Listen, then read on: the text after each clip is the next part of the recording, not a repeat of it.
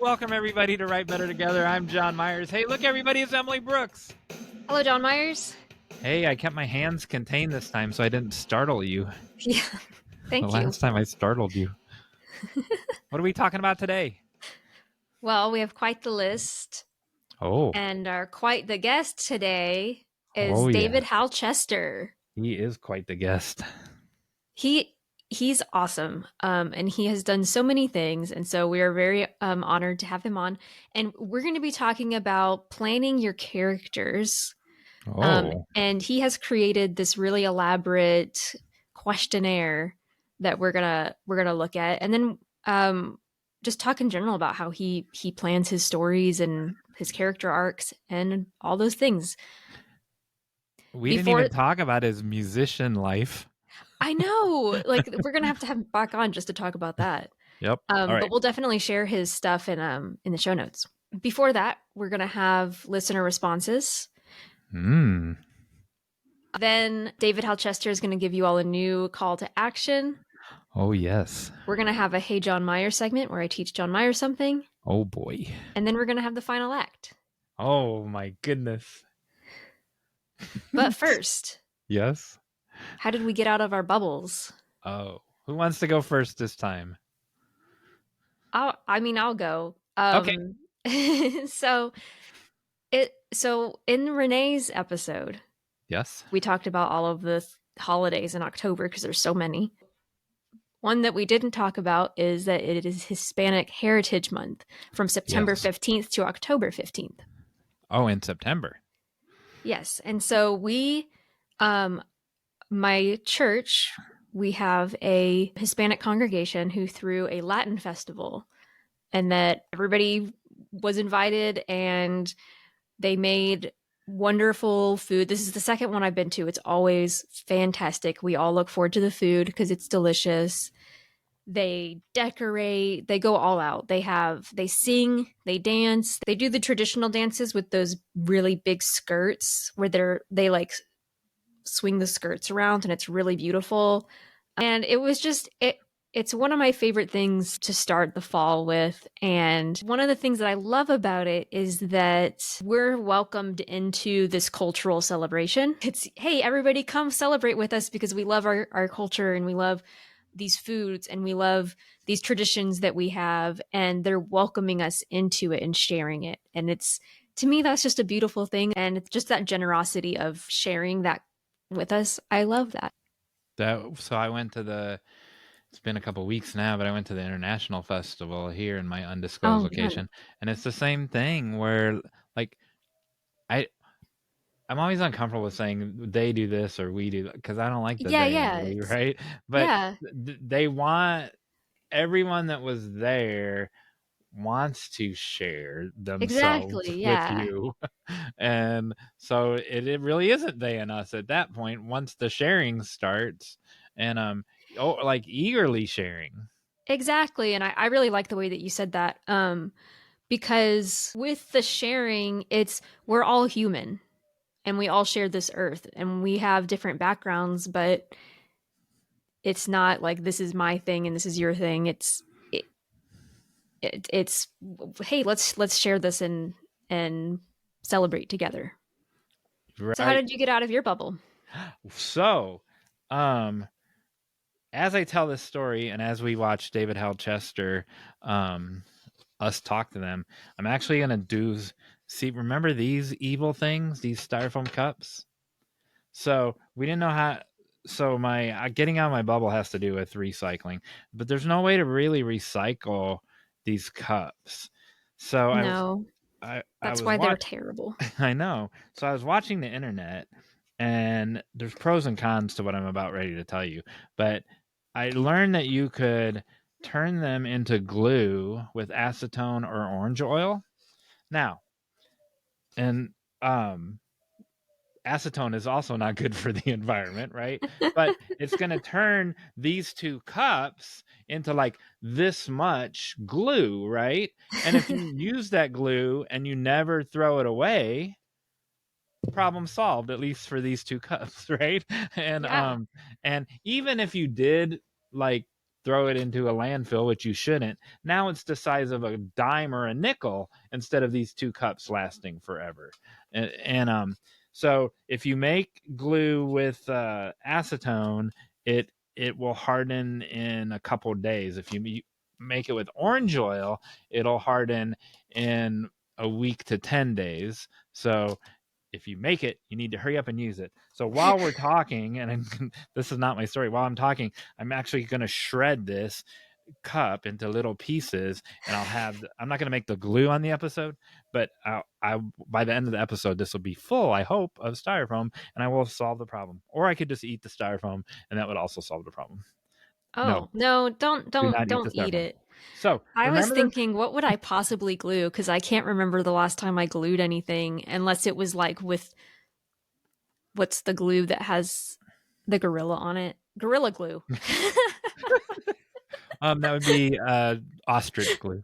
I needed like really, really, really strong glue. Like I don't remember the last time I just glued something. That needs to be a clip. What's the glue with the gorilla?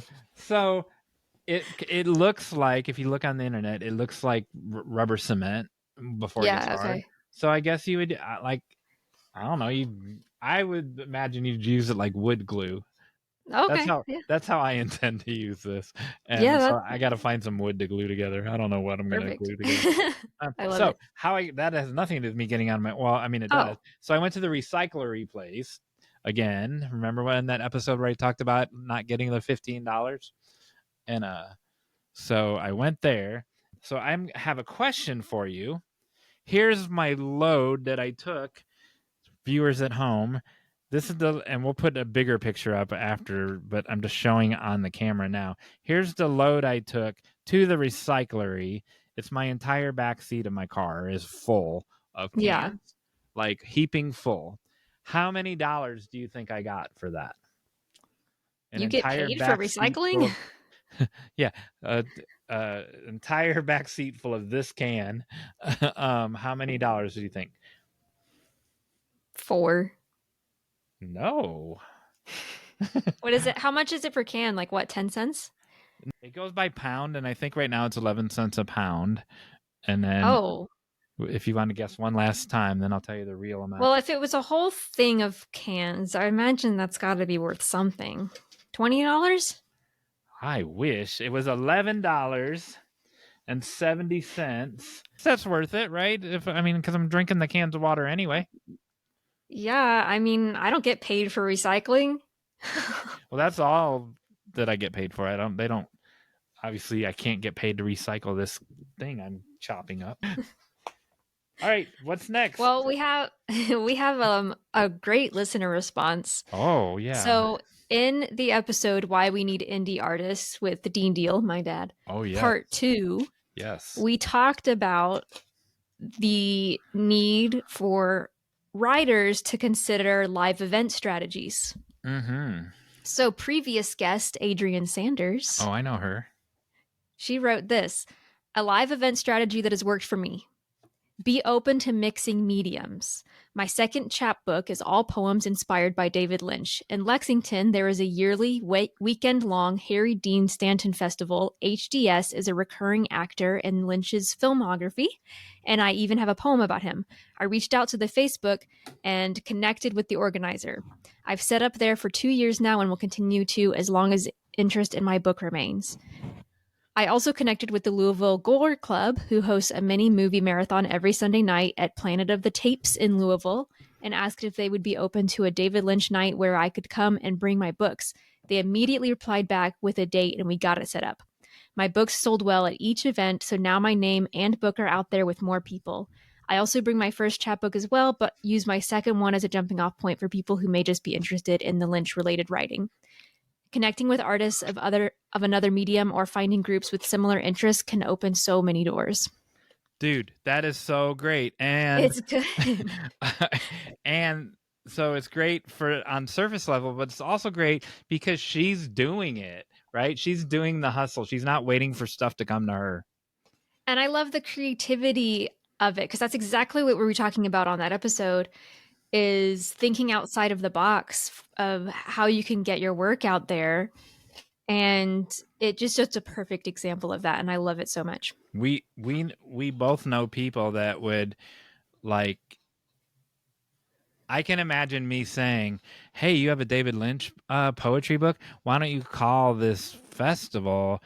I can hear people that we know going, "They just show films. They don't want a poetry book, or they just do that." Like, they limit the venue, or they limit the event in their brain, but it's not really limited. And Adrian's story proves that. Yeah. That's great. Yeah. So good for you, Adrian. Thank you for sharing that. Yeah, that's a wonderful tip. Speaking of things that aren't limited, here's David Hal Chester. Yes. So David Hal Chester, let's learn about him first for a minute. He is an American screenwriter and prize-winning short filmmaker based in Tokyo. He excels in female-driven, dysfunctional family dramas with sharp humor. To date, he has written 10 commissioned features, 8 are currently streaming on Amazon Prime and Lifetime TV, and 2 are in post-production. His original screenplays have all been screenwriting competition finalists, and his short film, The Lesson, won the Tokyo Rainbow Reel Grand Prix on the Torino Film Festival Best Short Film. David's writing has benefited greatly from Corey Mandel screenwriting workshops, roadmap writer workshops, and mentoring by writer-producer Ellen Sandler from Everybody Loves Raymond. When David isn't obsessing over the 7 volumes of Mad Men scripts, you can find him hunched over his desk writing a screenplay or teleplay, or more likely, rewriting them. That's David Hal So there you Chester. go. And we'll have his info in the show notes as well. He's great. So here's our conversation with David Hal Chester. Yes.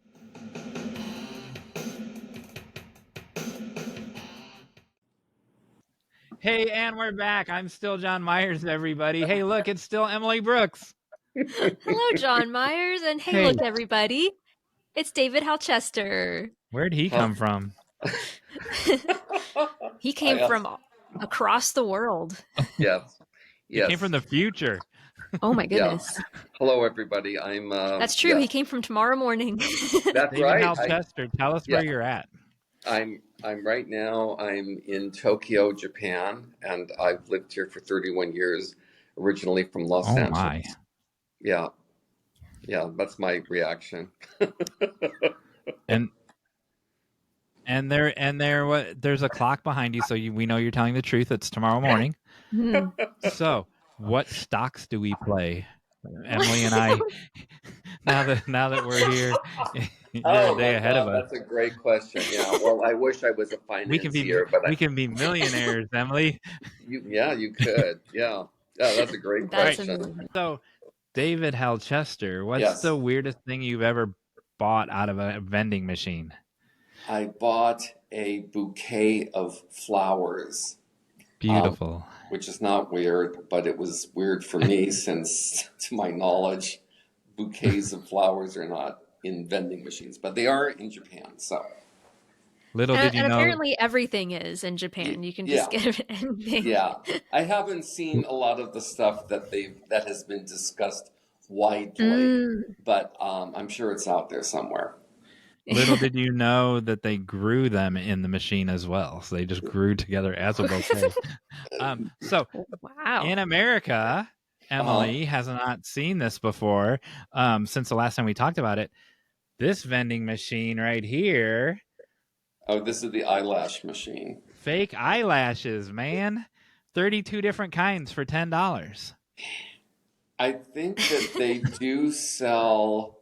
I don't even know what they're called anymore. I mean, ladies' hosiery, stockings. Hosiery? Yeah. Yeah. I think I've seen that. I mean, I guess in case of emergencies. Right. Well, the main thing here is drinks. I mean, soft drinks, water. Mm-hmm. I mean, it's a huge business. So you can find those almost anywhere. And, so that's my weird thing. Okay, I'm going to ask you one more weird question since I've already asked Emily this. Okay. David Hal Chester, why would you put your pantyhose in the microwave for 3 minutes?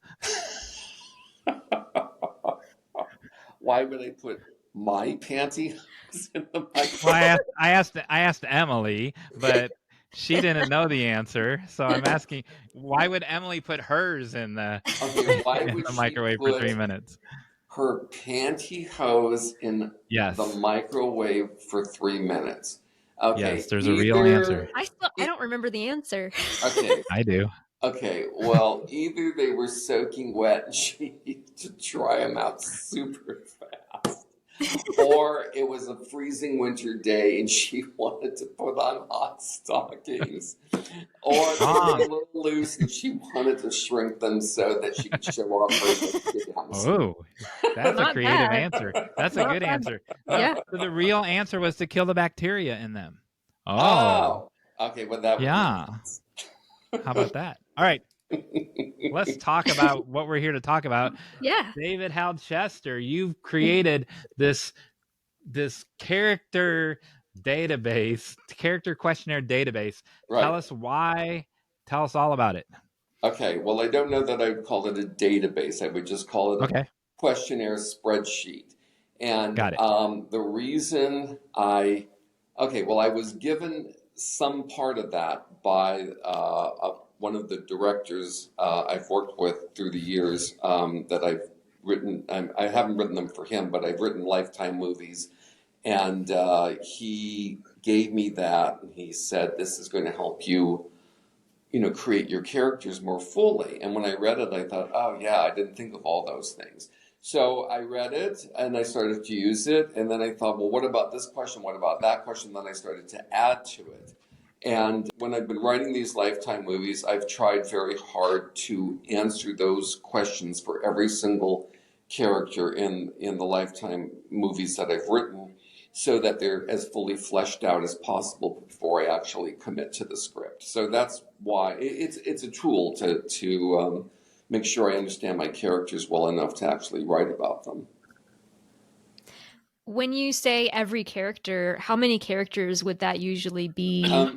They're very basically they tell us that it's usually in these kind of films because they're all low budget. There's usually a maximum of 7 characters. So Gotcha. yeah. So I'm not like But you writing do it for for every one of those. I yeah. I mean, by the time I get to the minor characters, I may fudge a bit and may Sure. not go into No. like extensive detail, but I'd like to have some understanding of their motivation, why they're doing this and that. So, yeah, but I mean, especially for the main ones, you really have to know something about them. Give us an example of when you say motivation, like just randomly pick. Do you do 2 motivations, like overt and covert, or like how do you approach that? Well, there's always some motivation, in the character before anything actually starts. Like, I don't know, they want to get married, they want to have a child, they want to buy a house, they want to go to college, and then some event occurs that might throw them off that trajectory. So, and then and then there's a different motivation, which is either to find out who's been harassing them, to find out who killed their friend or their spouse or their sibling. And so at the same time, they might still want to get the house or the Mm. job or the career. So I think it's 2 things like that. If that answers your question. It does. Okay. Yeah, because that just makes sense in real life that we may Yeah. have like those broader goals, but then there's all these other obstacles Right. that may be unrelated, but are still keeping us from those main Right. goals. Right. Right. Yeah, they should interact in some way in these stories. Yeah. Yeah.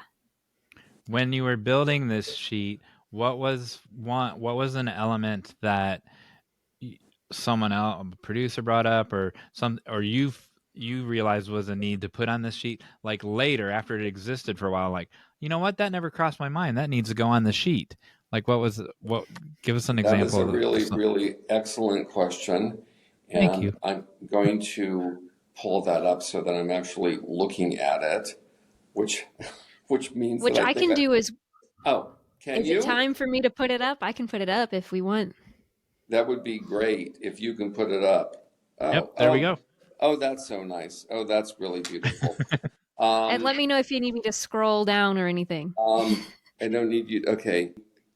The top part, you can see the occupation and all the way down to the questions in orange, the character arcs. It wasn't a Netflix writer. I think it was someone who worked for Netflix and said, you better be able to answer these questions. And I thought, that's right. And I think the first one that you can see there, it is, who is it about and why do we care about them? It says, read that second part again. And I thought, that's really important. Like, why should we care about them? I think this is, like in your mind, like you care about them to some extent, but why should anybody else care about them? So I think that was a key question, and it really makes you think about that person and not just, your protagonist, but your antagonist as well. You have to give them something that makes them human, not just, whatever they might be, like someone who's obsessed or someone who wants to kill someone or someone wants to get something out of anger or revenge. There has to be some human side that you can connect to. So I think that question is the one that stands out to me as something I didn't think about. Yeah, that's good. Emily, go ahead and ask your question while I'm forming my question. I didn't have mine formed. I thought you. I do, but I'm still trying to form it. So, here I can approach it this way. David Hal Chester has read some of my screenplays in the past. And tell Emily how good I am. You are. You're fabulous. That's not a question. Yeah, that's not a question. That's fishing for a compliment. Anyway, go on. Yes. But his had here's what I was thinking. So I'm just going to think it out loud. His has 7, right? Well, mine have everything I write is an ensemble, so there's 14, 18 different people.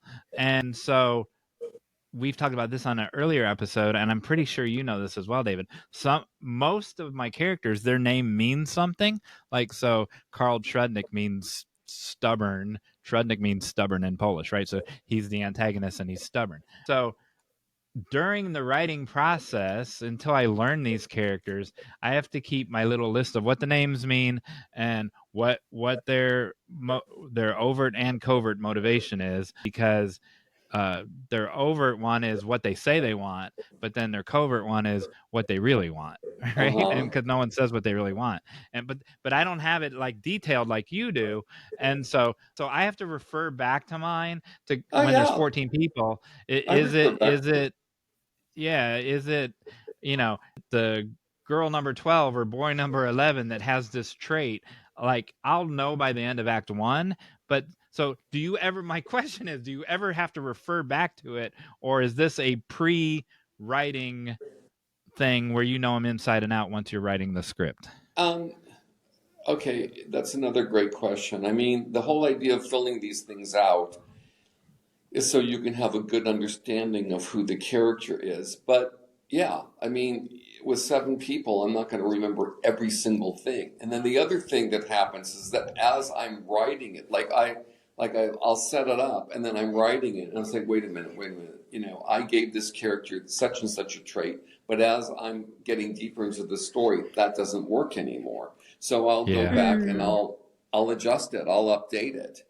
And it's basically why I kind of moved from the complex questionnaire to the simple questionnaire, because it's very basic. And I wasn't getting so hung up on like all the details about, like what they ate for breakfast and what's their favorite color and there's so many other questions that you could add to this, but it just started to drive me insane.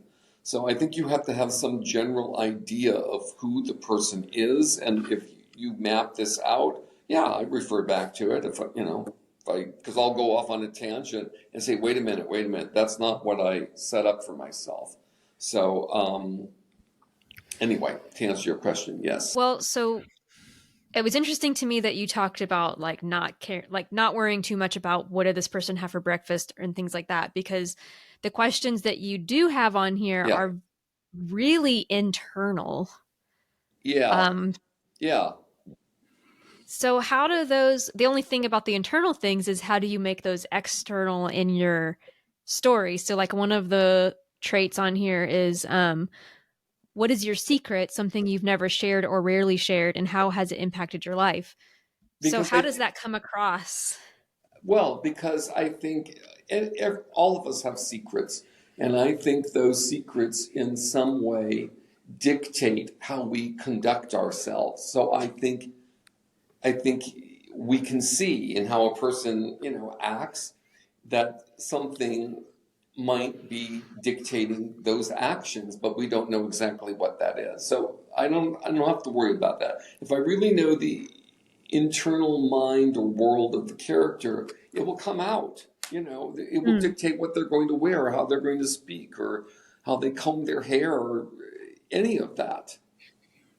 Yeah, I don't want to spend hours. The other thing is that um, it depends. Like the opening to Aaron Brockovich, the screenplay Aaron Brockovich, one of my favorite films, one of my favorite screenplays. I think the whole first page describes her, like what kind of a person is, what she looks like, and it's also very similar to the beginning of My Best Friend's Wedding, which was also a Julia Roberts movie, where they spent like a page describing her.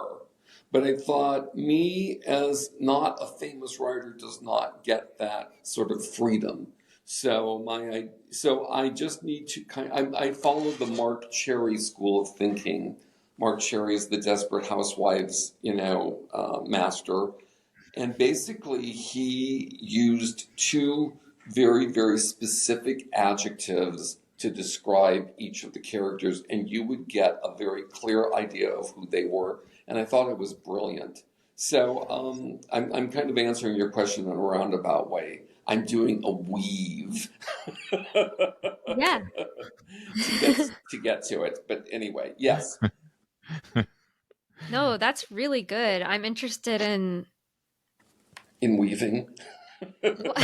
yes, actually. But I'm also interested in the adjectives aspect Yeah. of like, can you describe the character with two adjectives? I feel like that's tough.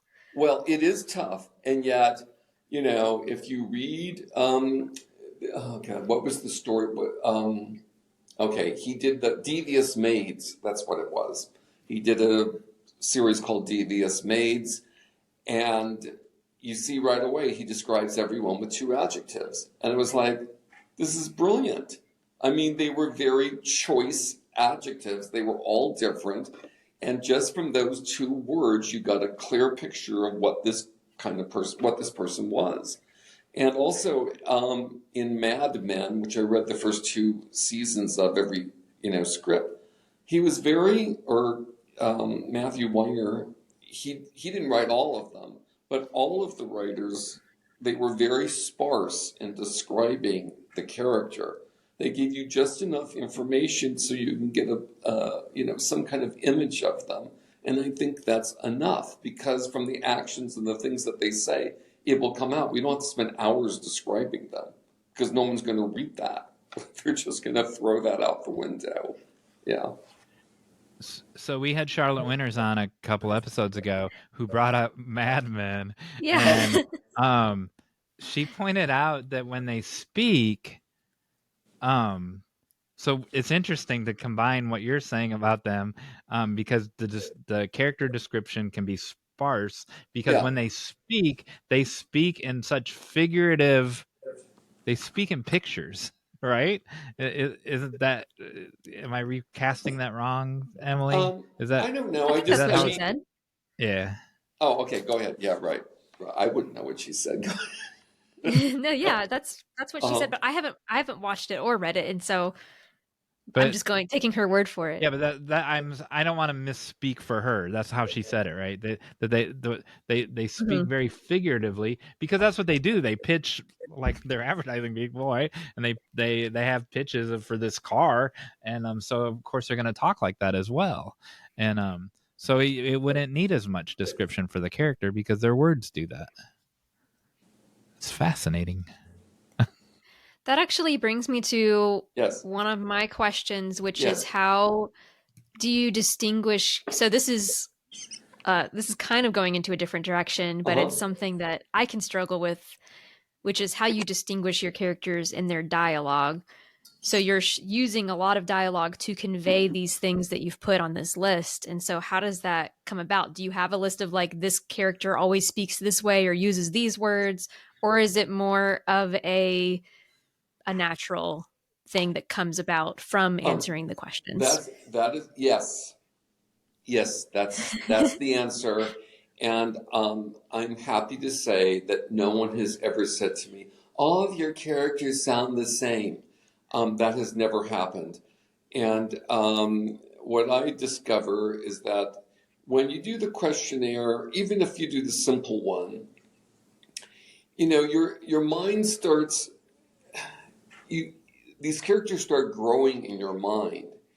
And if you have defined them well enough, whatever voice they have starts coming out, you know. Mm-hmm. And I've heard other writers talk about this, and I must say I've experienced it too. Like they'll just start talking to you, and then you have to capture that. So yeah, if you define your characters well enough, and most importantly, give them specific goals and obstacles, I think that will help define how they're going to speak. And so, yes, answering the questionnaire helped me somewhat when I was writing, so that I wasn't like saying the same thing. But I've never had that problem. Yeah. Yeah. I love that. So most of yours are 7 characters, because they're for lifetime. When you write a spec, is it outside of that 7, or has your muscle turned into 7 people?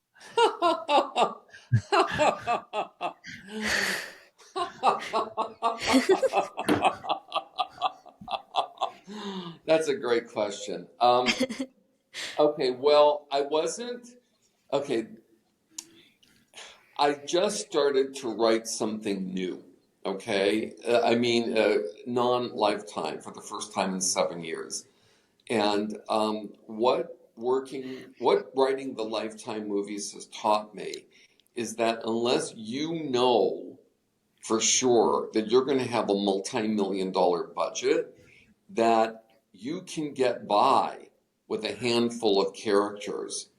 And so prior to this, I didn't think so much about the number of characters, but everything I've written to date has been kind of around a family. So I don't know, I would say 5 to 10 characters is maximum, plus some maybe minor characters. But yeah, I think differently now. I think, okay, you have to think about location, you have to think about the number of characters. And so, yeah, I think about it. And I'm not stuck with the 7, but now I understand why they say 7, because that's actually a lot of people.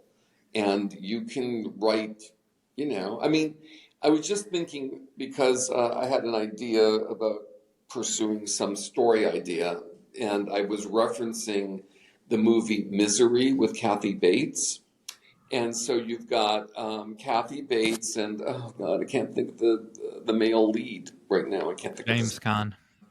James Caan, right. You've got those two. And then you have a couple of townspeople, like the town sheriff and his wife.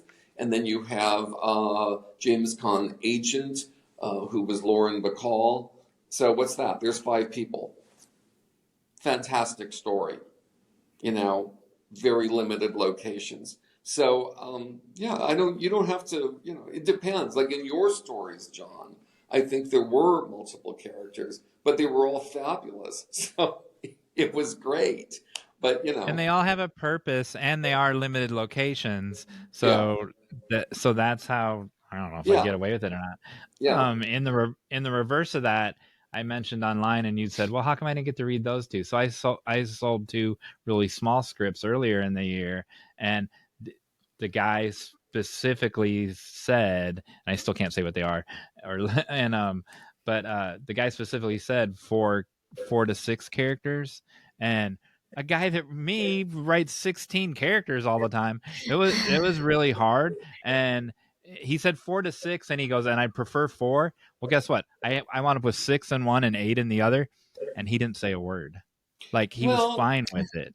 it depends on how great your story is. I mean, I was very, like, for me, doing these Lifetime films, just getting to the point that I was being asked to do them, I thought, okay, these are the not the priorities, not the guidelines, the parameters. And so, okay, that's what I'm going to write to, and I'm actually really good at writing to parameters. It's like, okay, we've got this location and that location, and we can have, meaning between 4 and 7 characters, and this is the idea, go. So, yeah. It took me longer to figure out how to do 7 people, 6 to 8, right, than it did to write the things. Like, because my brain didn't work that way, Yeah. and it had to be a very small, contained story, Yeah. and still have a B story. And No, you were so not a Emily, 4 to 6 character person, no, I'm not. So Emily, I've never asked you this. So in your sweeping fantasies, like, what's your character average? Well, it depends on if you mean main character, like, versus minor characters. Like, the one that I just wrote has, there are 4 characters who go on a journey, and so those are the 4 main characters. But then you also have, like, several parents. You have people that they meet on an island. So there are other named characters, but the 4 are the main, like, they're the ones we follow. And then there's only 2 POV characters. Oh. But it's, in a novel, you don't have to worry about the budget, but you do have to worry about time budget and, like, word count budget, because the more characters you add, the bigger the story is going to be. And then for me, having 4 people on a boat was still hard because I like to have one-on-one conversations, and it's hard to have conversations with 4 people. Now, I always have a core 4, like sometimes a core 6, but that doesn't have a name like a core 4. But so in your cast of 7, David, it's usually 2 or 3 are the core, right? There's a love triangle, or yeah. Usually there's a mother and a daughter, and there's some assailant or murderer or former love interest. So yeah, there's usually some kind of triangle going on. Have you had an ending that surprised not surprised like, oh, where'd that come from, but when you planned it out, that surprised you, but then the answer to that surprise was actually in the questionnaire all along? Ooh.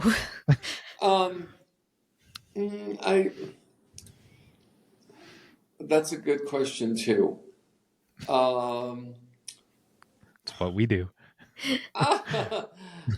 No, was the answer in the questionnaire. The answer might have been in the questionnaire because I say, what is the character's arc before the story starts, and how does it develop as the story unfolds, and how does it resolve? So I think the answer might be there, but that's just what's the right word? I mean, it's just something to hang your story on. The story is going to unfold, and if you're really in the midst of it, it's going to sort of barrel. You can't stop it. It's just it's leading somewhere. So I don't want to get too hung up on, like, well, I said this, so therefore it has to be this. Right. I just try to let it evolve naturally, and sometimes that way there will be surprises or twists. Because there always has to be some sort of twist in these films, and those are a challenge. But it's fun if you can figure them out. Go ahead, Emily. Well, if yours is a follow-up, then you go first. No, I was gonna say, It was just about surprise. So Yeah. one of the points I was going to make earlier on one of our craft corner that we were going to do, I meant to talk about surprise in it, and I totally forgot. That's all. It has nothing to do with this conversation, but I wanted to say it because I would forget it afterward. No, surprises are surprise important. is important. Are very important, Yeah. And anyway, so I want to answer your Okay, question go ahead, as Emily. opposed to me going Sorry. off on tangents. It was a Maybe that can surprise. be our Patreon question. It was a surprise tangent. Um, Go ahead, Emily. so what I was going to ask about your character creation is how intentional are you about making characters different from one another in ways that either add conflict or create a foil or things like that? That's a good really, question. really excellent question, and that's a really excellent question. I think as I'm answering the questions, I'm just I'm letting myself be open to all the possibilities of who that person is. And I do make a conscious effort not to repeat the same sort of,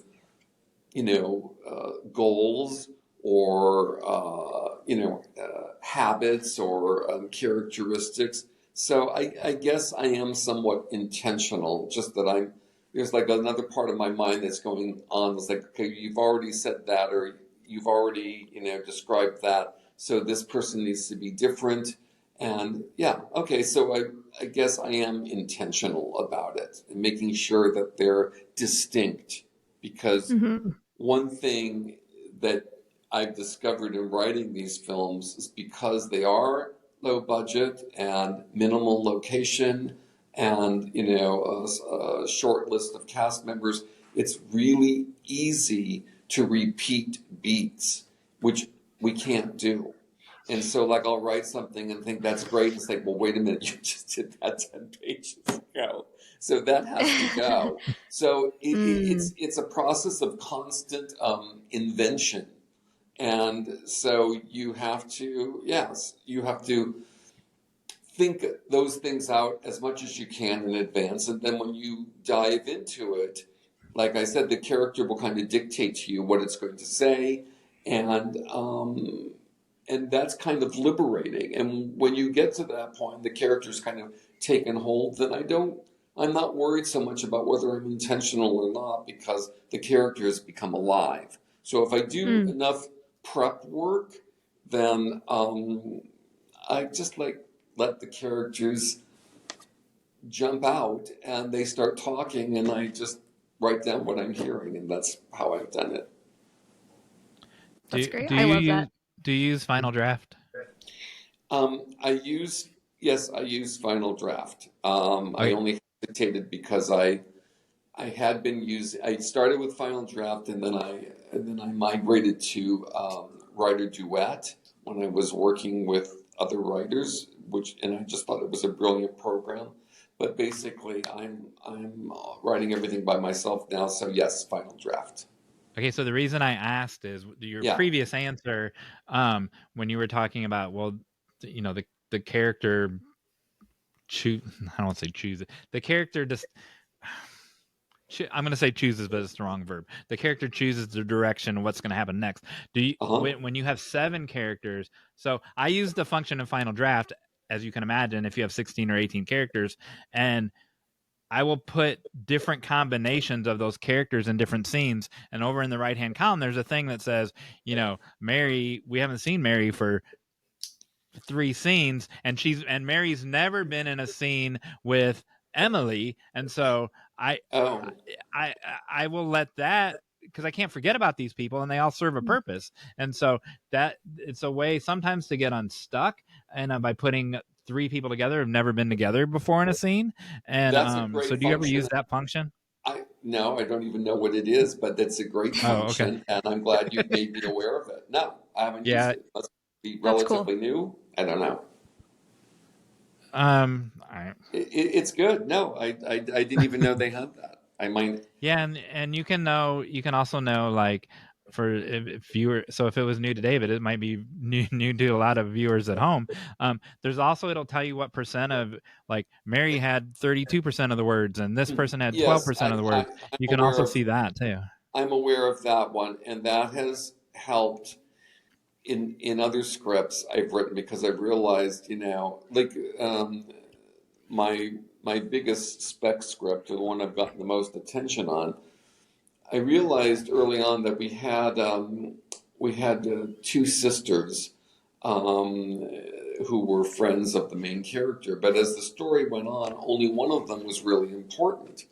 And it got down to the point, it was like one of the sisters only had one line, and I thought, why is she in this screenplay? And so she's gone. Now she's not in the screenplay. So yeah, well, you kind of you kind of read my mind, because that can help if a producer says, yeah, you got 14 people, we can only afford 12. You can see in 1 minute which two can go, because it's the two that spoke less, probably. Yeah. Well, I mean, yeah, my co-writer's like, no, she has to be in that scene. And I thought, no, she doesn't. So, we cut her, and it was better. It was better, and it was tighter. What she does or says might have to still be in that scene, but someone else can say it or do it. Right. Yeah. All right. Exactly. Before you give a call to action, Emily, do you have one last question? Putting you on the spot. No, I don't think I do. Do you have anything that you want to say, David Hal Chester? Anyway. Do you have anything that you wanted to say that you haven't said? Well, no, I mean, if there's anything I want to say, it's just that I don't know if I'm offering anything of value to people that want to do this kind of work. So, I don't know what your bonus question is going to be. So if I'm going to say anything at all, I would just say, do a character questionnaire, write out your synopsis, and make sure it's as detailed as possible before you start writing the script. Because you will find out that if you don't do that, and then you write the script and you're thinking, this doesn't work. But if you had written out the synopsis or the treatment in great detail, you'd find out then. And that's when you want to find out. So that's the sort of thing that I'd like to share. 100%. Yeah. We will share the questionnaire in the show notes so that our listeners can look at it themselves. Okay. I watched you on another podcast, and you made that same apology of, I don't know how helpful this is for people. So I know what I'm doing, right? I still wrote down that many new things I learned. Look at that right there. So so you are super helpful. Okay, well, thank you. Absolutely. Thank you. Well, that's my hope. Sure. Okay. So I will be a better writer tomorrow, thanks to this. Great. To this half hour. Great. Okay. All right. Call to action. Tell our viewers what you want them to do. Make them jump through your hoops. What I want them to do? Yes. You mean give them a task to do this week? Well, he kind of just did, actually. Yeah, He told him to do the questionnaire. But okay, all right, here's my call to action, because this is something that I get asked to do a lot, and it's a lot harder than you might think. Whatever your work in progress is, or whatever you think it is that you want to do as far as a screenplay, try to sum it up in one page. Make a one-pager. So you've got your title, your log line, and 3 to 5 really punchy paragraphs that sum up the story in full from beginning to end. And if you have that kind of document, you have a sales tool. And that's how I've gotten some, or even just a pitch paragraph. I got my last 2 screenplays based off of a pitch paragraph, which I guess was strong enough for the producer to say, yeah, I like that idea, let's go with it. So I would do that. And I would keep doing that so that you get in the habit of doing it. So then when you have the opportunity to submit something, you go here. Yeah. And then, doesn't mean you have the screenplay ready, but you might have an intriguing idea that would entice someone to say, okay, I'm interested, let's talk. That would be Do you nice. have a one pager that you can share with our viewers, or if not, I will share. So where did you learn how to do a one pager? I learned from Lucy V. Hay, so I know, like, I can share one of mine, or Okay, I learned how to do it. Actually, learned how to do a two-pager. I learned how to do it through Roadmap Writers. There's a woman named Dorian Connolly. I haven't seen or spoken to her in several years, so I might have forgotten.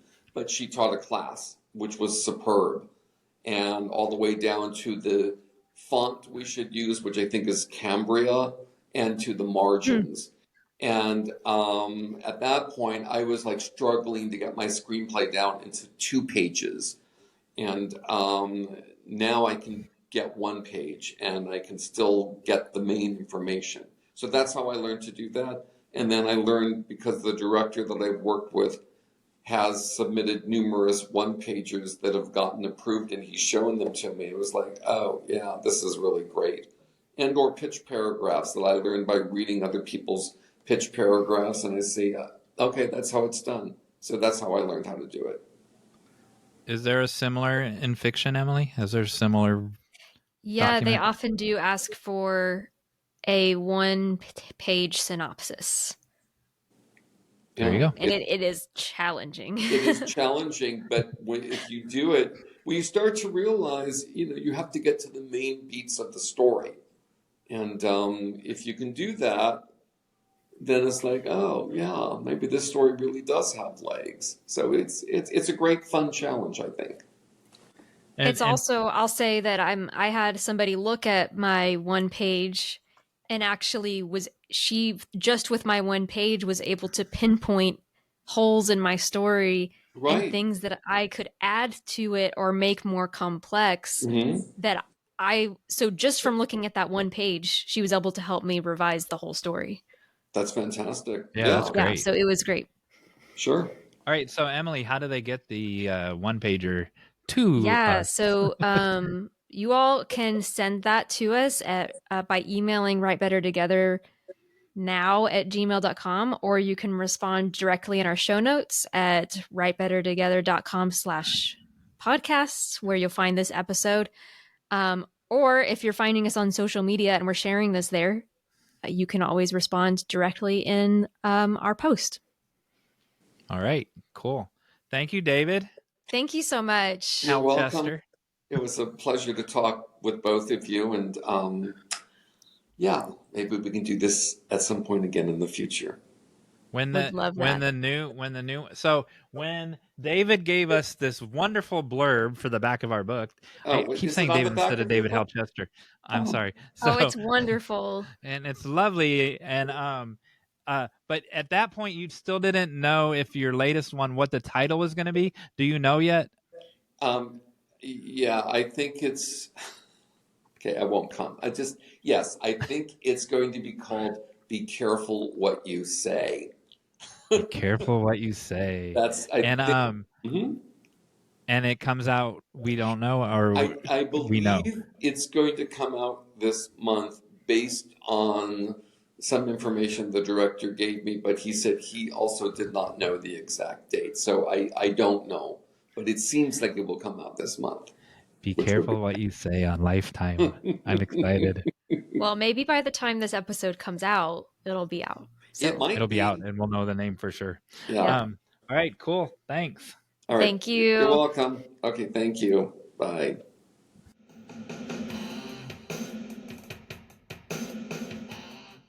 And we're back. Dude, he is so knowledgeable about so many nice. He has a contagious laugh, and but he's so knowledgeable about so many things.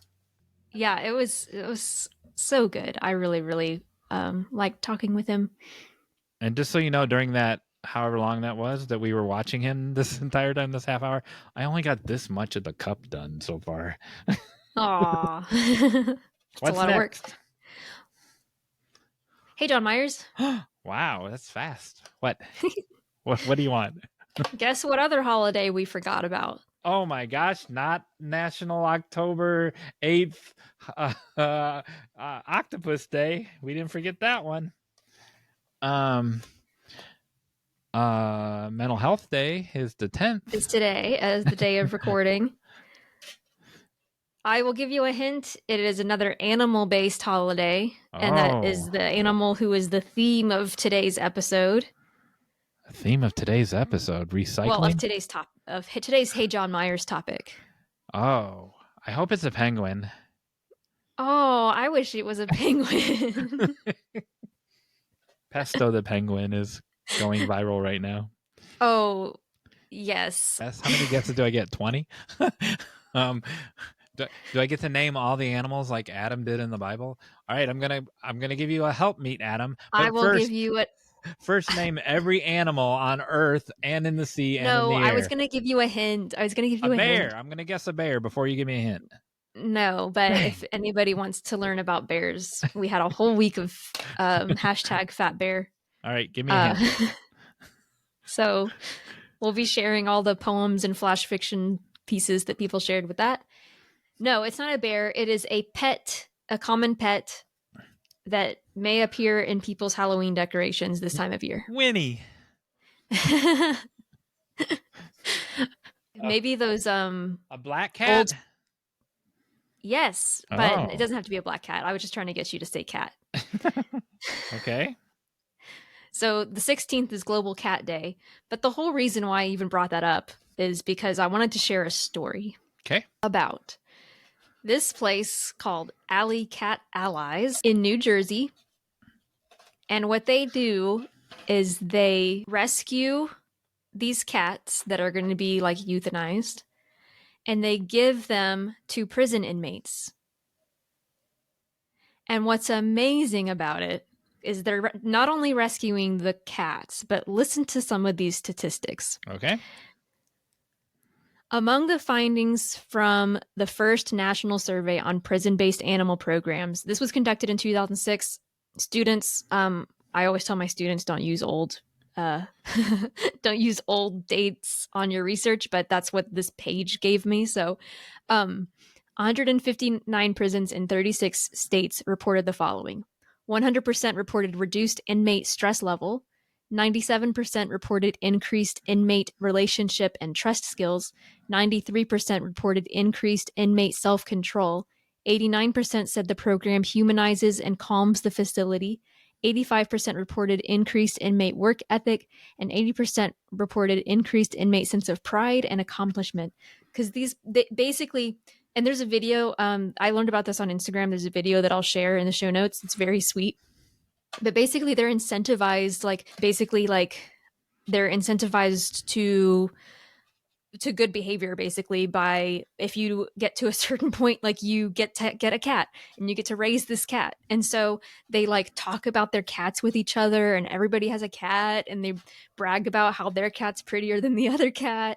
And it just like is so sweet to me that they're helping it's two things helping each other. And it just shows to me the power that having something to take care of is. It's mental health day as well, right? It's really good for your mental health to have a pet to take care of. When I was little and I had really bad anxiety, I got a kitten, and taking care of that kitten was huge for me. And so it's really an amazing thing. And I'm not even really a cat person anymore, but I'm really glad I had that cat. So I had one cat, String Bean, and this is when I lived in Ohio, and someone had thrown String Bean out in our front yard, and he hit his head on a rock, and my wife at the time brought him in, and like, why do people do this? And he was dying, man. And so she took him to the vet. The vet stitched him up, put him on an IV, and the cat did not move.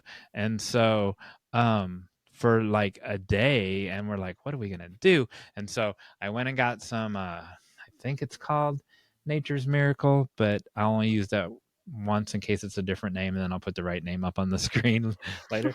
And I made a paste out of it, and I fed String, and he was like a skeleton with fur on it, right? And I made a paste out of it, which he wouldn't eat, but I learned if I dripped it on his nose, he would lick it off of his nose. And so I fed him with an eyedropper, this paste on his nose for 3 days. 3 days, and he didn't move. He didn't get up and go to the litter box or anything. He just laid there. And then one day we were in the kitchen, and here came String Bean like a drunk, like but his back end didn't work. His back legs weren't working. He was dragging them like an army man crawl. And his front end was like a drunk. And he started eating the paste. I made like an oatmeal paste out of it. And he started eating that. And then another day went by, and he came down, walking down the hallway, leaning. All the legs were working at that point, leaning up against the hallway like he couldn't stand up straight. So he was buddy. the hallway was holding him up. And then he lived like when we got divorced and I moved here to the undisclosed location, I brought him with me, and he lived for another year or two. He lived to be 19 years old, and wow. And 36 pounds.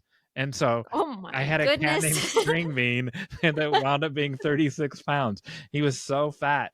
And at the time, I looked up on the internet, the largest cat was 40 pounds in the whole world in China. And I'm like, dude, we got to feed this cat 4 more pounds and we could have the largest cat in the world. But yeah, he lived a great life. And it was very therapeutic experience. All right, what's next? Well, now that we've talked about cats, it's time for the final act. Yes. Oh, no, it's not. Oh.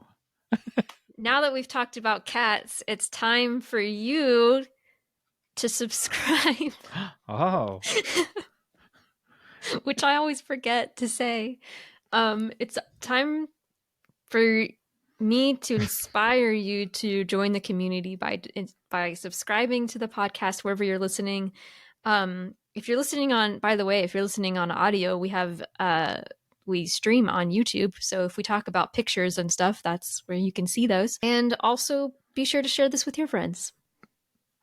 And if you want to meet us in person, not online, you want to get out of your bubble and meet us in person. I was actually looking for the website while you were ringing the bell there.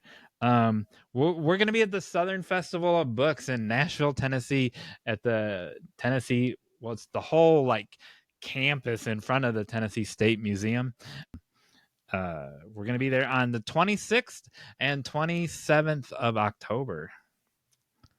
Yeah, so you can see us there. And also, remember, you can see us not in person, but the next best thing online on our webinar on November 9th. I don't remember what time. At 7 or 8, depending on where you live. Gosh, I hope we show up. Me too. So honestly, I think it's 9 Eastern, 8 Central, 6 Pacific, I think. Oh, okay. So it would be 7 Mountain Time. Sure. And I don't know where David Hal Chester. It's going to be like 2 days in the future for him. In the future. Now what do we do? Well, it is time for the final act. Oh. I get to play a game. Do I get to... And it involves cats. I win a cat? The question, or the game is... I want to know what I win first. Oh, I totally forgot about the prize. I win a cat. I will, while you're deciding what I'm winning, I will show the viewers I ate a grilled cheese sandwich off of Bob's winnings from a previous episode. I'll take that planet or whatever that certificate was. Sure. Was it a planet? What was it? All right, your prize is you get to take my title. Yeah. As Lady Emily Ruth Deal Brooks, who owns land in Scotland. I like how I said a planet, and you knew that I was talking about a square inch of dirt in Scotland. Now this deed witnesses as follows, whereas part of the estate, the plot, forms a part of has been... What? The plot forms a part of has been identified and set aside in relation to a scheme of souvenir plot. I don't know what it says, but you get this. Yay. Yay. Now, that was not a Scottish accent. What accent was that? I don't know. And how come you didn't do a Hispanic accent when you were doing the story earlier? Oh, I wonder why. All right. And the game is juggle cats. Is it a cat? Huh? Nothing. I said I get to juggle cats. All right. The game is it a cat or a dog? And what I'm going to be doing is I'm going to be reading you headlines. And you're going to guess if the headline is about a cat or a dog. Are you going to change the rules like 7 times? Hopefully not. So we're just going to do... So there's 1, 2, 3, 4, 5, 6. There's 7 of them. So if you can get... Let's make it an even number to make it easier. There's 6 of them. And if you get 4 correct, then you win. And I'm going to go ahead and say that don't ask me the details of these headlines because we don't have time for me to go through all of them, but I will share them on the show notes. Clipped from the news. Clipped from today's news. All right. First question of, is it a cat or a dog? And I'm going to really try not to read the... Chihuahua or tabby. I'm going to try not to read what it is. Meet the internet famous blank guiding hikers on the Appalachian Trail. So I don't get to see the headline? I got to... No, because it has pictures. Oh, that makes sense. Well, the obvious answer would be dog. And so today I will be Mr. Obvious, and it's a dog. Incorrect. It is an orange cat. So if I miss 2, it's done. The game's over. We'll just keep playing. And there's a bonus one. So it's an orange cat? It's an orange cat. All right. Okay. Missouri blank 13 breaks a Guinness World Record with impressive jump roping skills. I hope it's a cat. Correct. I want to see that one. The amazing true story of how a blank helped the San Francisco Giants win their first World Series. The headline said, it's yes, a blank, or yes, an animal. What a crazy headline. What news service was this from? Mission Local. Oh. I'm going to say cat. Incorrect. Oh, man.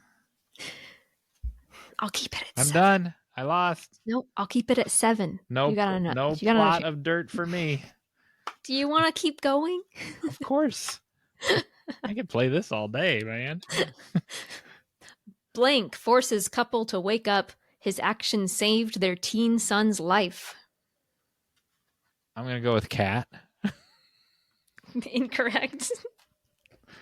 Did you pick headlines that implied they would be cats and they're all really dogs just to mess with me? No, I just picked whatever one sounded good. The amazing blank that saved its own life by calling the police. Oh, that's got to be a cat. Dude, this isn't even cat or dog. This is dog, cat. I didn't realize that most of them are dogs. What magazine did you get these out of? Dog Fancy. It's the latest issue of Dog Fancy. Blank. Okay, this one has a cat and a dog, so you have to decide which is which. I can't win this. I've already lost the game. I'll say A, saves Bee's life by chasing off coyotes? And they are different. It's not cat saves cat. No, they're different. If you're telling the truth. Of course I am. And you're not changing the answers like you did on the Taylor Swift game, right? No, I didn't change them. You changed the baby names during the baby races. That was an accident. I'm going to say cat saves dog. Correct. Oh my gosh. If only it meant anything. Last one. Yes. Unbelievable. Oregon man's blank runs 4 miles for help after car crash. That's not unbelievable. Whether it's a dog or a cat, there's stories where dogs or cats went across the whole country to get home to their. Yeah, I almost read one of those that was like, oh, you know what? I think I did have another one that I forgot to include that was a cat that traveled for 8 miles and or then 8 called on the days. phone. It went 8 miles to a phone booth. That's what happened. That's why there's more dog ones than cat ones. Is I forgot to include the other cat ones. Why is it that I mess up every game I try to do? That's the fun part about them. I've had so much fun on the last, 4 games now. Because I keep messing them up. Just because it's fun. So this animal traveled 4 miles, and it's not Pesto the penguin. Nor is it the hippo, the famous hippo, the baby hippo. Moodang. Yeah. How come we haven't had Moodang on the show? You know what? I don't know. We haven't had either of them on the show. I have octopuses and mushrooms. I'm gonna say this is not remarkable at all. It's a mouse. It's a trick question, and it's a mouse went 4 miles. Incorrect. Okay. So you got 3 out. No, you got 2 out of 7. So what was it? You didn't say what it was. I said it was incorrect. Oh, I know. I know that. It was a dog. It was a dog went 4 miles. Gee, what a miracle. Well, you don't get to claim my title as lady. Oh, man. When I was a kid, there was a snail on the front porch. And now that would be a miracle for a snail to travel 4 miles, right?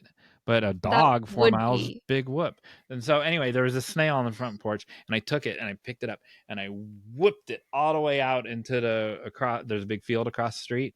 And that I was like 6 years old, right?